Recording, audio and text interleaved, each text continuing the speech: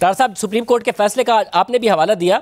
उस फैसले में ज़ाहिर तहरीक इंसाफ तो इलेक्शन कमीशन पर तनकीद कर रही है, उनके 5 मेंबरान के खिलाफ कह रही है कि आर्टिकल 6 लगना चाहिए, मगर उस फैसले के नुक्ता नंबर 15 में अदालत ने आइन के आर्टिकल 220 का हवाला दिया कि तमाम एग्जीक्यूटिव अथॉरिटीज़ जो है फेडरेशन की और प्रोविंसेस की, वो ताउन करेंगी इलेक्शन कमीशन के साथ ताकि वो अपने फ़राइज़ सर अंजाम दे सके। जब तमाम एग्जीक्यूटिव अथॉरिटीज़ ने कह दिया, वजारत दाखिला, वजारत दिफा और फिर उसके बाद सिक्योरिटी एजेंसीज, पंजाब पुलिस और साथ में वजारत खजाना, तो फिर इलेक्शन कमीशन की कैसे जिम्मेदारी है? कंटेम्प्ट लगेगी या कोई भी आइन की खिलाफ वर्जी का इल्जाम लगेगा वो हुकूमत पर लगेगा? आज जो मुल्क में सूरत हाल है, आपने बड़ा अच्छा किया इंट्रो में वो सारी बातें बताई कि दहशत गर्दी के वाक़यात जो हैं उनमें इजाफ़ा है, लेकिन 2013 और 2008 की निस्बत जो है वो सूरत हाल बेहतर है। नंबर एक ये है कि 2013 और 2008 में किसी एक शख्स की इना के ऊपर किसी एक शख्स के ज़ाती मुफाद के लिए कोई पीस मील असम्बलियाँ नहीं थी टूटी, बल्कि तमाम मुल्क में बैक वक्त इलेक्शन हो रहा था। 2008 के इंतखाबात एक तवील मार्शल लॉ के बाद हो रहे थे, वो भी एक मुल्क में सियासी इस्तेहकाम लाने के लिए इंतहाई ज़रूरी थे। उनमें भी वैसे डिले आया मोहतरमा बेनज़ीर भुट्टो साहिबा की शहादत की वजह से, वो तकरीबन 2 माह 1.5 माह उसमें डिले हो गया। 2013 में सूरत हाल कुछ इसी तरह की थी और उसमें बहुत सारी जानों का ज़ियान भी हुआ, 8 में भी बहुत हुआ, लेकिन ये शर्त तो नहीं है कि हमने खून की होली खेल के इंतखाबात में जाना है, उसके लिए कंड्यूसिव इन्वायरमेंट भी ज़रूरी होता है। अभी जो ये सर्ज आई है, पिछली हुकूमत ने जो TTP से दोबारा मुआहदा किया और उनको ला के हज़ारों लोगों को आबाद किया, तो एक वेव है जिसमें इजाफा हो रहा है।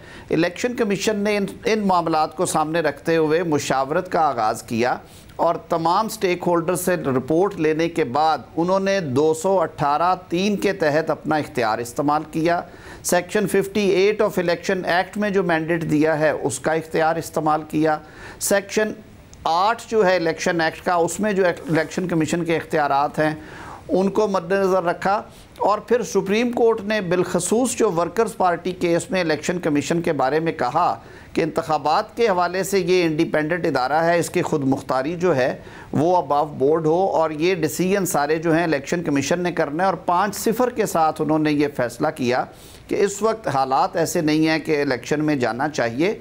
दूसरी एक वजह जो मैं समझता हूँ इसमें, वो मौरूज़ी हालात भी हैं कि इस पॉलिटिकल हीट के अंदर जहाँ पे लोग एक दूसरे से बात करने को तैयार नहीं हैं, जहाँ पे अदालतों पे धावे बोले जा रहे हैं, जुडिशल कॉम्प्लेक्स के बाहर उस दिन जो हुआ, क्या कैमरे की आंख ने नहीं देखा कि किस तरह से गाड़ियाँ जलाई गई, पथराव किया गया।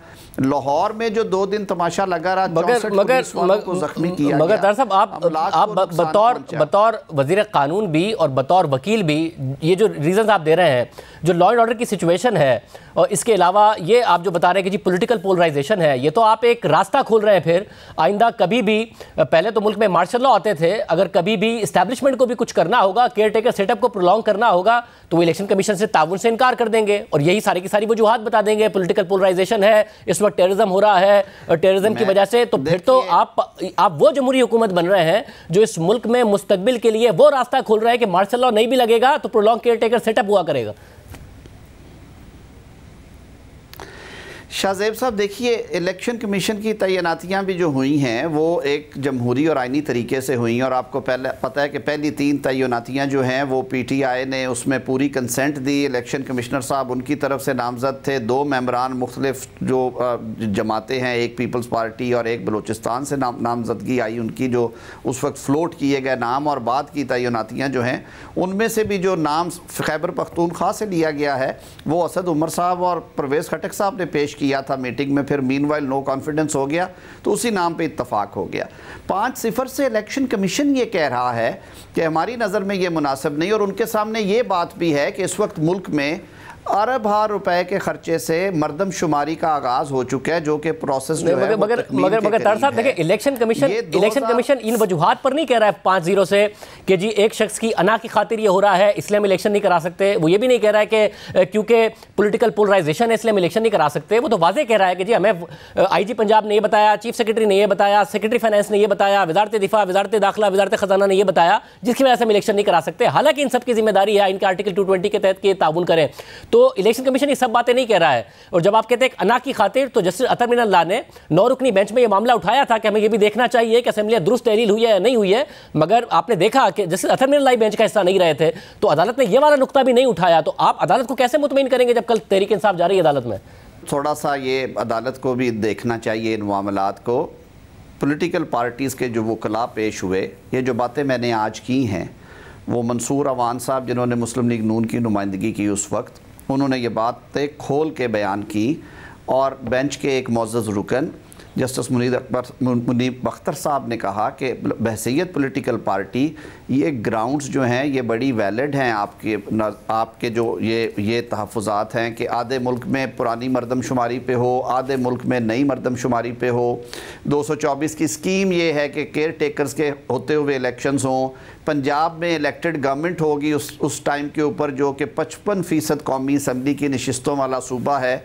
तो बाकी सूबों को तो ये तहफ़्फ़ुज़ात होंगे कि वहाँ की सियासी हुकूमत जो है वो इलेक्शंस को ओवरऑल करेगी, कंट्रोल करेगी रिज़ल्ट्स को। और फिर ये सिलसिला एक लामतनाही सिलसिला, ये हमेशा चलता रहेगा। आप कहते हैं कि 224 की एक क्लॉज को सिर्फ पकड़ लें 90 दिन वाली को, और बाकी सारी स्कीम जो है आर्टिकल 51 में, आर्टिकल 224 और 224A में, उस सारी को भूल जाए। मेरी अदालत ने तो ये भी कहा, जब उन्होंने 63A की तशरीह करना शुरू की, उन्होंने वापस 17 पे गए जहाँ पे पॉलिटिकल पार्टीज़ बनाने का राइट था, और उन्होंने कहा ये पॉलिटिकल पार्टी की अमानत है, इसलिए नो कॉन्फिडेंस में आप वोट अगर देंगे तो गिना नहीं जाएगा, जिसकी वजह से पंजाब में बहरान आया।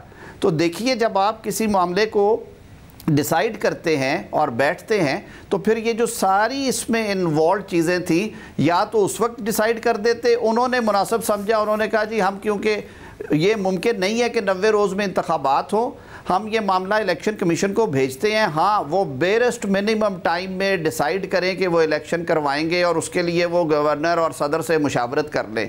गवर्नर को जब उन्होंने कहा KP को कि इन्होंने डेट नहीं दी, तो उनकी साथ में सरजनिश भी कर दी।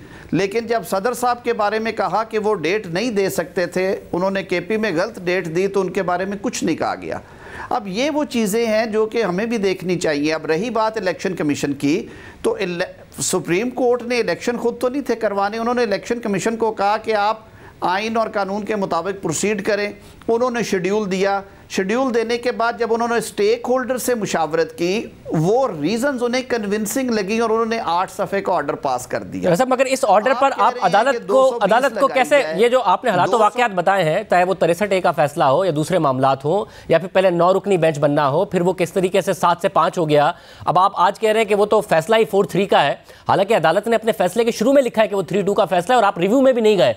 मगर अब आप ये मामला भी एजिटेट करेंगे अदालत के आगे जाके कि जी नहीं, वो 3-2 का तो फैसला ही नहीं था। आप कैसे अदालत को मुतमईन कर लेंगे जब आप जो हालात वाक़यात बता रहे हैं उससे नजर आ रहा है कि अदालत मुतमईन नहीं होगी? कैसे मुतमईन हो जाएगी अदालत इस मामले से, और क्यों कंटेम्प्ट नहीं लग रही होगी हुकूमत पर? पहली बात यह है कि ये डिसीजन हुकूमत का नहीं है शाहजेब साहब। हुकूमत तो, जो कोलिशन गवर्नमेंट है, वो इलेक्शन से कभी भागी नहीं है। जिस दिन भी इलेक्शन कमीशन इंतखाबात अनाउंस कर देगा, आपने देखा इलेक्शन कमीशन ने शेड्यूल अनाउंस किया, हमारे तमाम सूबाई असम्बली के हलकों से लोगों ने अपने नॉमिनेशंस जमा करवा दिए। मोहतरमा मरियम नवाज शरीफ साहिबा 4 हलकों से उम्मीदवार हैं और 4 से उनके कागजात मंजूर हो चुके हैं। हुकूमत तो नहीं ना फरार हो रही, ये तो इलेक्शन कमीशन ने के साथ हुकूमत ही के मामलात को सामने रखते हुए हुकूमत ही फरार हो रही है। वैसे ही है कि मैं कहूँ कि जी मैंने शो करना है और जियो की इंतजामिया कहे जाके कर लो, उसके बाद कैमरा बंद कर दें, लाइट भी बंद कर दें, सैटेलाइट का लिंक भी हटा दें, और जियो की इंतजामिया कहे हम तो फरार नहीं हो रहे, हमने तो आपसे कहा था कि आप शो कर लें, मगर सब बंद कर दिया। आप वही कर रहे हैं, आप फरार नहीं हो रहे हैं, मगर वजारत दाखिला, वजारत दिफा, वजारत खजाना सबने मना कर दिया है।